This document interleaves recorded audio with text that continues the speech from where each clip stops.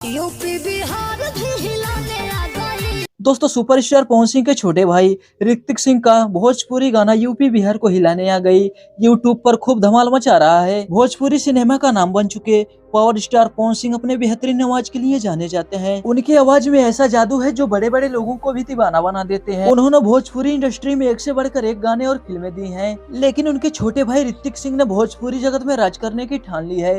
हाल ही में उनका नया गाना यूट्यूब पर रिलीज हुआ है जो एक तरफा छा गया है। उनकी पॉपुलैरिटी दिन पर दिन बढ़ती जा रही है। अपने भाई पावर स्टार की तरह ये भी लोगों के दिलों पर राज करने के लिए तैयार हैं। यह कहना गलत नहीं होगा कि भोजपुरी जगत में एक और नया स्टार जन्म ले चुका है। पवन सिंह के भाई ऋतिक सिंह का भोजपुरी सॉन्ग यूपी बिहार को हिलाने आ गई। ये वीडियो को आराध्या म्यूजिक जोन के यूट्यूब चैनल पर रिलीज किया गया है।